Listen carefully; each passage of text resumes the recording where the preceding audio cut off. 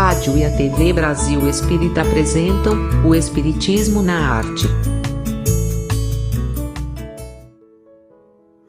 Olá, queridos amigos da Rádio e TV Brasil Espírita de Alagoas. Estamos caminhando com o Espiritismo na Arte de Leon Denis e já estamos na 3ª temporada, meus irmãos.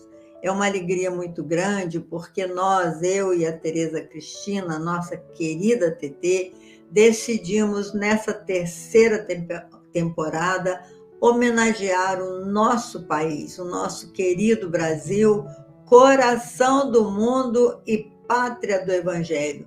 Não só acreditamos nessa possibilidade, como também trabalhamos para alcançar esse objetivo, de sermos realmente aquele coração que abriga a todos, que recebe a todos com amor, com alegria e parcerias, porque fizemos parcerias com essa rádio e TV maravilhosa, cujo objetivo dessa rádio e TV, que tem quantos anos mesmo, TT? 11 anos iluminando consciências. Maravilha! É lindo esse slogan também, né? E nós nos sentimos muito honradas. Eu falo honrados porque meu guia espiritual é masculino, então a gente fala honrados, né?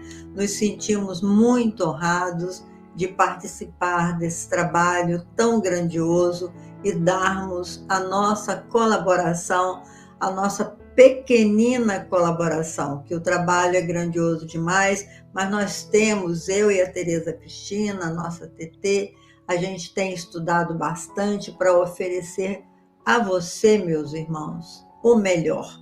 E passamos por todas as regiões do Brasil, só lembrando isso, e estamos na região sul, quase no finalzinho do nosso trabalho, do finalzinho dessa 3ª temporada. Na primeira temporada, nós produzimos 20 programas que estávamos iniciando.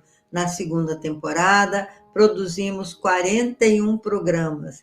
E agora, neste ano de 2022, estamos hoje no 36º encontro, que estamos falando dos artistas, dos escritores da região sul. Na semana passada, nós destacamos a grande Adriana Calcanhoto, cantora, compositora, intérprete, instrumentista, e examinamos a sua poesia, destacando 3 composições maravilhosas. Todo o acervo dela é maravilhoso, mas a gente destacou 3, porque o nosso programa dura 30 minutos. E destacamos Maresia, Se Eu Fosse um Marinheiro, né? Mentiras e Devolva-me, onde deu a oportunidade da gente refletir com a visão de Leon Denis sobre a chantagem emocional, os desejos do nosso inconsciente e, principalmente, o desapego. Hoje nós vamos falar de quem, TT? Érico Veríssimo, né? Um grande escritor lá do sul da nossa região maravilhosa, e ele é pertencente à geração de 30, né? Do nosso Mário de Andrade e tantos outros mais que fizeram dessa década um exponencial maravilhoso na nossa literatura brasileira. E no modernismo, né? 1930, não é isso? É Teve isso. a Semana da Arte Moderna, não foi isso? Ou foi já 1900? Foi 1930, não é isso? Ou 1922? Não sei precisar a data, mas ele por foi... favor, me acuda. Ele foi promovedor... Acho que foi 1922, Lelinha. Daqui a pouco ela vai dizer aqui para a gente. Caros ouvintes, nós somos estudiosas de um amplo conhecimento que tem esse nosso Brasil brasileiro. Então, são tantas informações que às vezes o HD dá um um curto-circuito e a gente fica numa dúvida, mas eu tenho a impressão que foi em 1922, sim. Anita Malfatti, Mário de Andrade, Oswald de Andrade, lembrei agora lá do segundo grau estudando para o vestibular. Em 1930 é o modernismo brasileiro, né?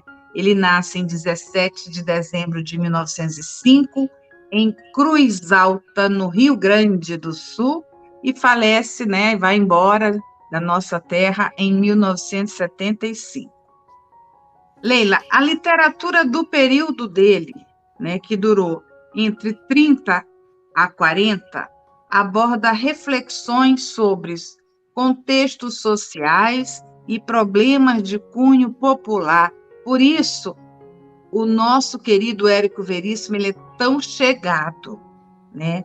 Vamos dizer, com suas letras ao imaginário da nossa população brasileira, porque ele descreve coisas reais, coisas muito próximas aos nossos sentimentalismos, aos nossos costumes e ao que se vivencia naquela região.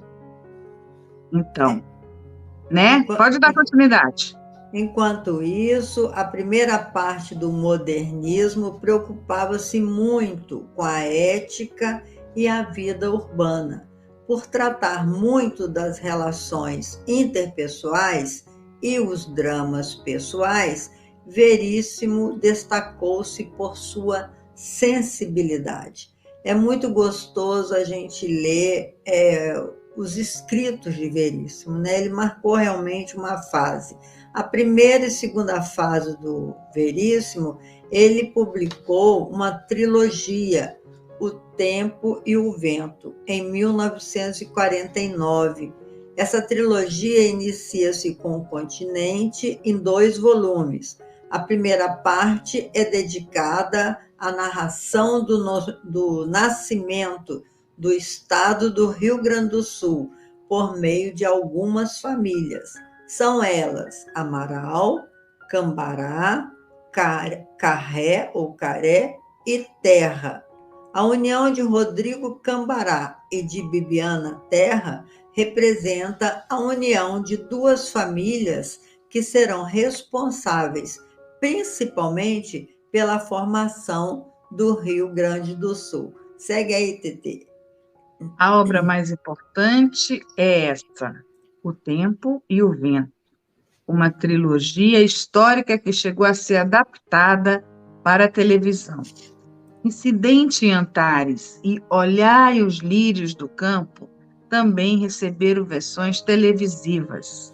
Arquipélago, o último livro da trilogia, identifica-se a presença de Getúlio Vargas, Oswaldo Aranha e Luiz Carlos Prestes, junto aos personagens fictícios da obra.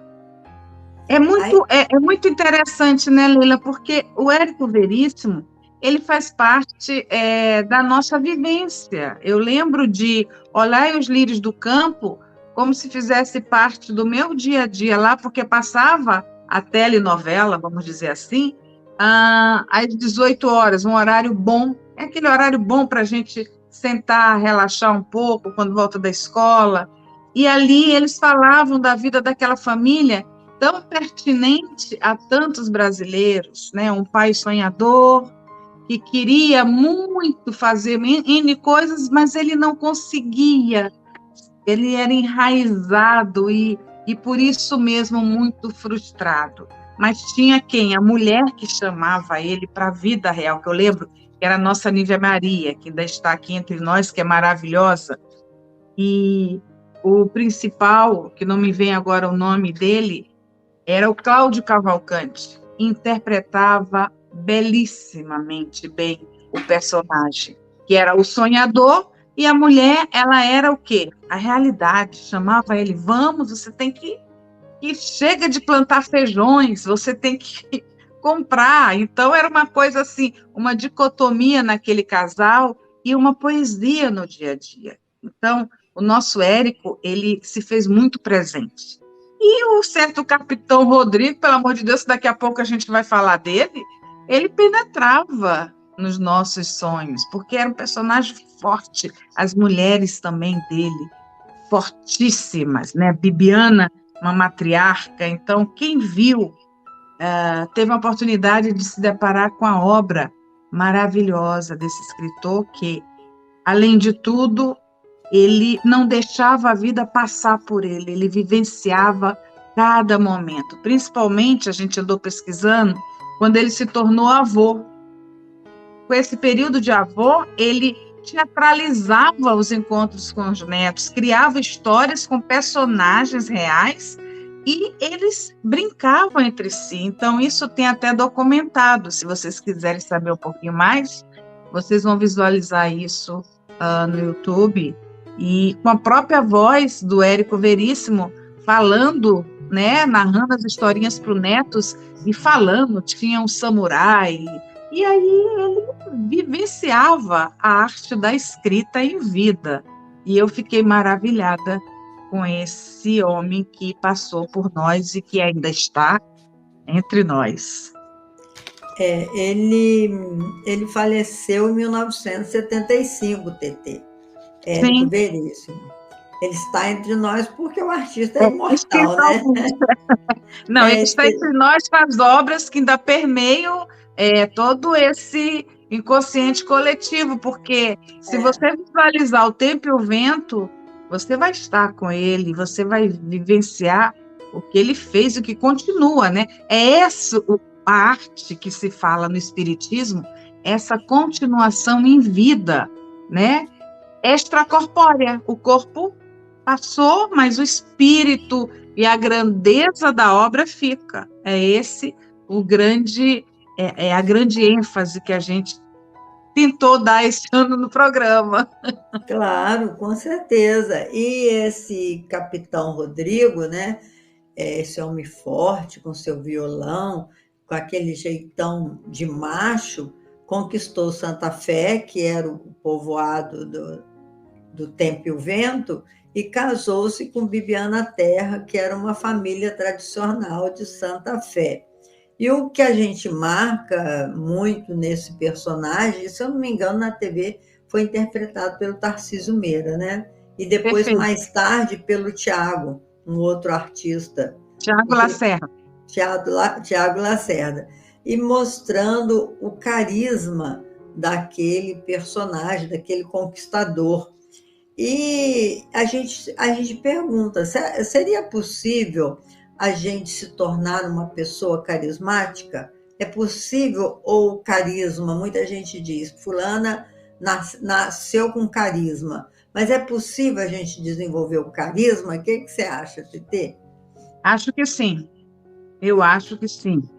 Principalmente com tantas dinâmicas em cursos, né, online espalhados aí no nosso mundo virtual, a gente tem como melhorar. E ser carismático é você se dar verdadeiramente a quem você se dirige, concorda? O carisma... pode falar. Você tem assim, Em Busca do Meu Carisma, você não tem um livro desse, Leila, se eu não estou enganada? Escrevi um livro Em Busca do Meu Carisma, porque eu ficava impressionada com as pessoas carismáticas. Eu falava assim, não, tem que haver um jeito da gente conquistar o carisma. Então, quando você vai na etimologia da palavra, carisma quer dizer graça. Quando o anjo Gabriel falou para Maria, Ave Maria, cheia de graça, ele estava querendo dizer Maria, Ave Maria, ave, que era uma saudação da época, né? Ave Maria, cheia de carisma. Então, por que ela era cheia de carisma, cheia de graça?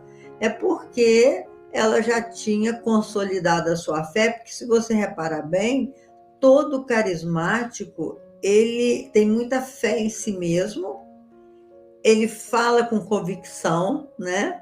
Então, a fé é um ingrediente importantíssimo para se conquistar o carisma. Agora, para você consolidar uma fé, você tem que buscar na sua razão. A fé precisa encarar a sua razão em todas as épocas da humanidade. Se você fala com uma pessoa alguma coisa, mas você não tem muita certeza, você já perdeu a oportunidade de se tornar uma pessoa carismática. Então, o carisma pode ser conquistado com esses detalhes, você buscar realmente consolidar a sua fé. Quando você consolida a sua fé, você fala e as pessoas já estão acostumadas a ouvir o seu jeito de entender a você mesmo, de ter fé em você mesmo, ver a energia, né? De você acreditar em você mesmo, e você convence as pessoas quando você está convencida. Ninguém consegue vender alguma coisa se aquilo a pessoa ainda não experimentou e não sabe se é bom ou não. Fica vendendo uma coisa na ilusão, na imaginação, né? Assim, o que mais que uma pessoa carismática tem? Além de uma fé consolidada. Qual você acha? O que você acha? Eu acho que a empatia, né, Lívia, né? Ela tem que ter essa empatia, ela tem que vivenciar a pessoa que está com ela tem que dar aquela parada para que o outro também possa se mostrar e possa ser incluído nesse ato. Eu acho que o carisma é um ato de dar e receber, onde você vivifica aquele momento. É como você fala, você tem que se entregar, você tem que vivenciar e você tem que exemplificar também, né? Quando você vivencia, você tem que exemplificar para que possa o quê? Ter uma credibilidade no que está sendo dito. Então, É quando a gente verdade. faz, né, a gente faz esse programa aqui para os nossos queridos ouvintes da Rádio Brasil Espírita, a gente dá uma estudada, a gente pega o recurso que a gente tem na internet para ver algum vídeo, até para sentir sobre o que nós vamos falar ou sobre quem nós vamos falar, para que quem está nos ouvindo possa experimentar o que outrora os ouvintes de rádio conseguiu sentir que era o quê? A imaginação solta, livre, em libertação, até para deixar que aquele momento entre em cada ouvinte da Rádio Brasil Espírita, porque a gente não está falando apenas ou simplesmente de um homem que passou por aqui e fez, e é um exponencial da literatura brasileira. A gente está falando de um ser humano que conquistou o carisma dele. Ele conquistou. E aí você diz, como eu faço para conquistar, né, e ser um ser carismático? Se eu sempre fui uma pessoa emburrada, resmungona, que mais? Arrogante, né? Às vezes a gente tem uns períodos assim, mas a gente quer melhorar. Você teria, Leila, mediante a escrita do teu livro, né, Em Busca do Meu Carisma, ou do Seu Carisma, né, dizer para o nosso ouvinte algumas pontuações em que a gente possa melhorar isso para que a gente consiga ser carismático? Mas você falou tudo. Basicamente, as pessoas que querem se tornar carismáticas, elas têm que treinar essa empatia, porque a empatia é o que você disse, é o fato dela poder se colocar no lugar do outro e dizer assim, será que eu gostaria de ouvir o que essa pessoa, o que eu estou dizendo para ele, se colocar no lugar do outro para ter essa conexão, né? Você tem que estar conectado com aquilo que você pretende fazer e fazer bem. Então, a pessoa que tem carisma, ela desenvolve o melhor de si naquilo que pretende fazer. Ela também busca o alvo, saber assim, o que eu quero da minha vida, o que realmente eu quero fazer. Quando eu decidi por escrever, se você quer escrever, você tem que ler muito, porque você tem que aumentar os conteúdos do seu psiquismo, como é que chama isso no cérebro? Background, não sei. Você tem que aumentar o seu conhecimento para você falar coisas que realmente é importante para a vida do outro. para quem que você está escrevendo, a quem você se dirige. Então, quando Érico Veríssimo escolheu o título O Tempo e o Vento, só com esse título ele já nos ganhou. Por quê? Porque o tempo é uma coisa tão subjetiva, né? Porque o tempo, se o tempo está bom, o tempo passa rápido. Se você está feliz, o tempo corre. Se você está triste, o tempo parece que não vai acabar, aquele momento nunca vai acabar. E o vento é outro simbolismo, é outro fenômeno incrível, né? Porque Jesus falou, o vento sopra onde quer, é igual o espírito. Você não sabe quando é que começou o vento, de onde ele veio, e ele passa por você e ele vai. Então ele botou o tempo e o vento e escreveu um romance fantástico do cotidiano das pessoas, dos desafios das pessoas, na linguagem popular do seu Rio Grande, que era a sua paixão, o Rio Grande do Sul, né, o gaúcho. Então ele conseguiu se mostrar, todos os seus personagens são muito carismáticos, porque sabem o que quer, sabem para onde vão e fazem um treinamento nessa busca da fé consolidada. Para mim, isso é o fundamento do carismático. Você, quando vê uma pessoa carismática falando, às vezes ele está falando de uma coisa que você não concorda, mas você não deixa de ouvi-lo, porque você não concorda, mas você quer ouvir a opinião dele, porque ele acredita naquilo que ele está falando, né?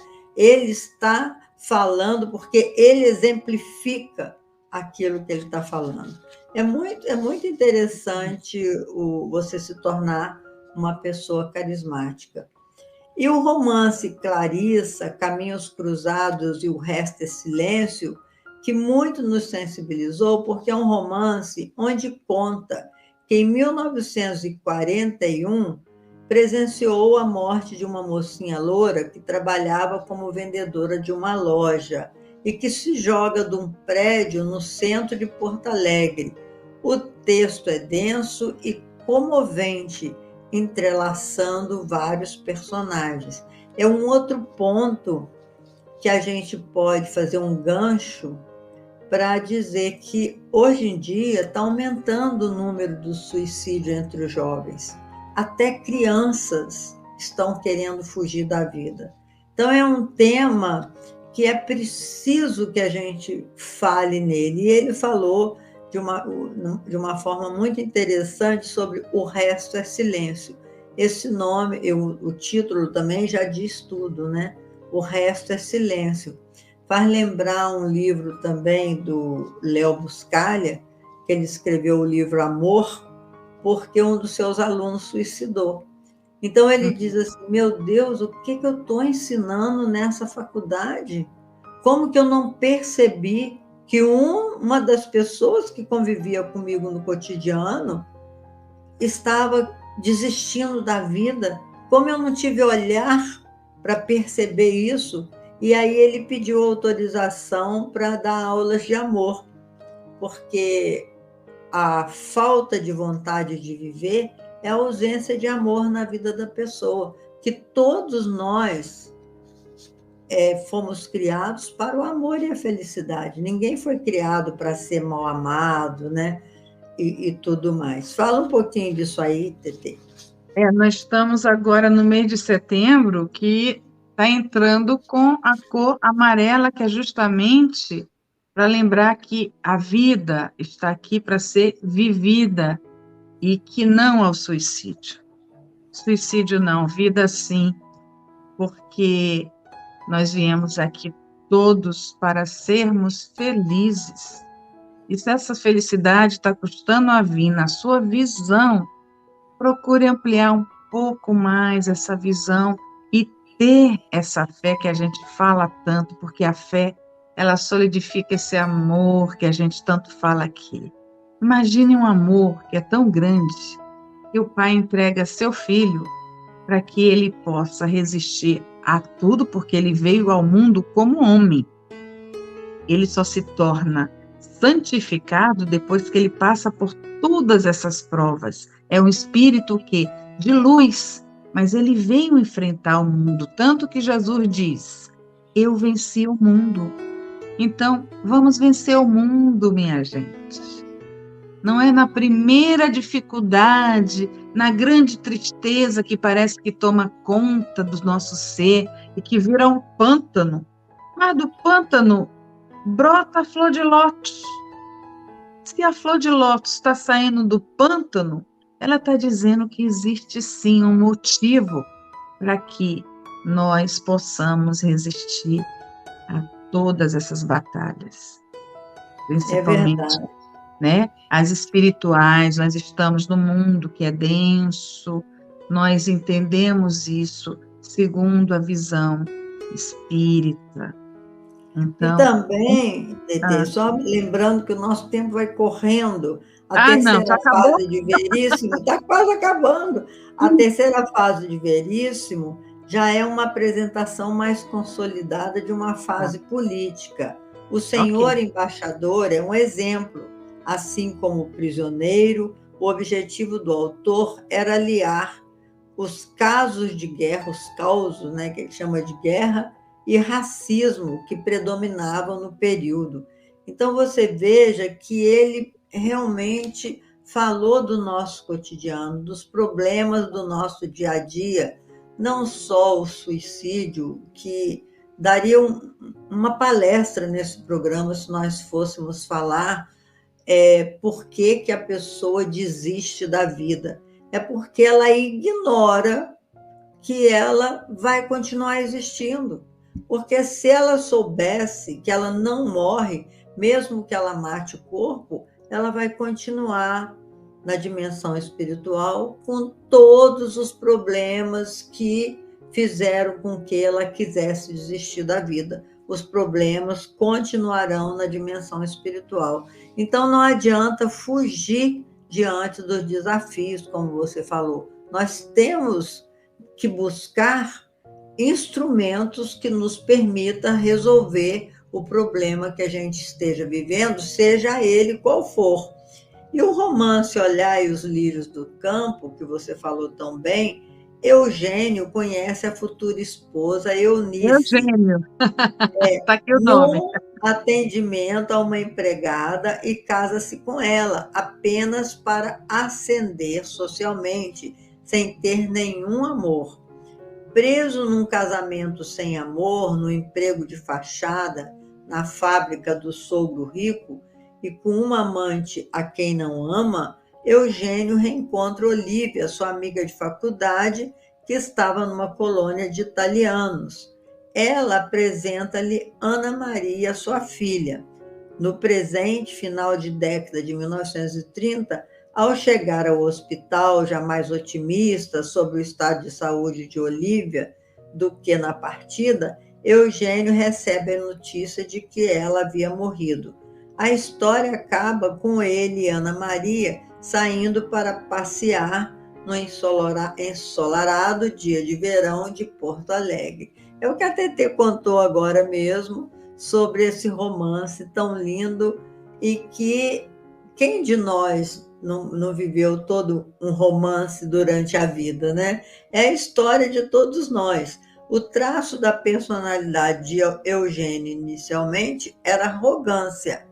Depois de tanto sofrimento, ele conquistou a simplicidade. Então, veja só, meus irmãos, cada obra dessa que a gente fala en passant, né? Que a gente não aprofundou, daria para a gente fazer várias palestras pescando cada um desses personagens e a angústia de cada um desses personagens. Mas quando nós citamos assim, en passant mesmo, de forma superficial, é para convidar você à boa literatura.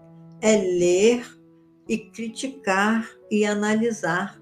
E dentro do Espiritismo, nós temos tantos livros que se você começar a ler hoje na sua vida, não sei a idade que você tem, até o final da sua vida você ainda não leu todos.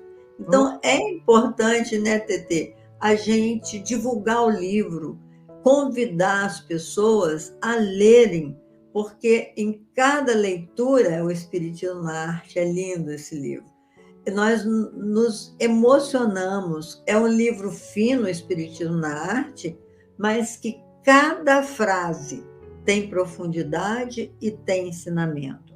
Então, que Jesus nos abençoe, para que a gente não precise repetir a história do Eugênio, não precise sofrer tanto para buscar a simplicidade, né, Tetê? Que nós possamos buscar pelo amor a simplicidade, porque o amor é o alimento das nossas almas. Muita paz para todos e até o nosso... não, acho que nós temos mais alguns minutos, porque a gente começou já com 10 minutinhos, né? Não. Começamos com 11 segundos. Não, tá certo. Tá na hora de despedir mesmo. A gente vai dar só a dica, Lila. O Espiritismo na Arte, do Leon Denis. Gente, quem está se sentindo triste, abre esse livro e procura a arte que habita em teu ser. Quem sabe você não manda para a gente recadinho dizendo que isso aqui ajudou em muito você a voltar a sorrir, hein? Vamos lá. É Fiquem com verdade. Deus. Até o próximo encontro, se Deus quiser.